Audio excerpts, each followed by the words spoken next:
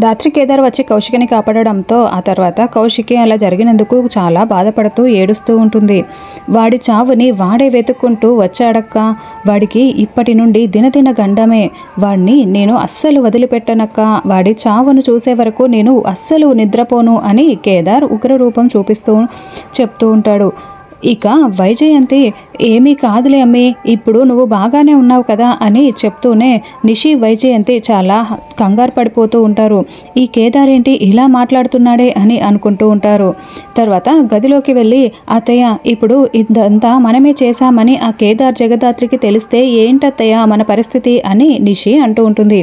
ముందే ఆ కేదార్ గాడు చాలా ఆవేశంగా ఉన్నాడమ్మి, మనమని తెలిసిపోతే ఇంకేమైనా ఉందా అని వైజయంతి కూడా చాలా టెన్షన్ పడుతూ ఉంటుంది.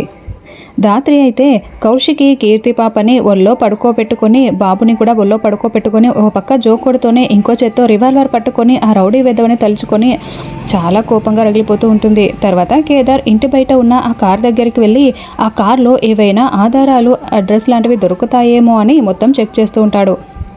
అందులో ఏదో ఒక ఫోటో ఒక క్లూ లాంటిది దొరుకుతుంది. కేదార్ వెంటనే మన టీం వాళ్ళకి ఈ అడ్రస్ని ఇచ్చి సెర్చ్ చేయమని చెప్పు, ఆ అడ్రస్ మొత్తం లొకేషన్ ఎక్కడ ఉన్నాడో కనుక్కోమని చెప్పు అని దాత్రి చెప్పడంతో ఆల్రెడీ చెప్పాను దాత్రి, పద బయలుదేరి వెళ్దాం అని తెల్లారి ఉదయాన్నే దాత్రి కేదార్ కార్లో బయలుదేరి వెళ్తూ ఉంటారు.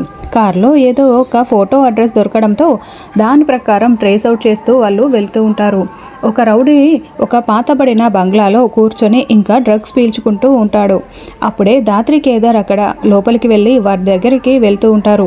అయ్యా బాబోయ్, ఈరోజు మనకు ఆఖరి రోజే అత్తయ్య, ఎందుకంటే వాళ్ళిద్దరూ నిజం బయట పెట్టేశారనుకో, ఈ ఇంట్లో మనకు ఇదే ఆఖరి రోజు, మనల్ని ఇక ఆ దేవుడు కూడా కాపాడలేడు అని నిషి వైజయంతి దేవుడికి మొక్కుకుంటూ ఉంటారు.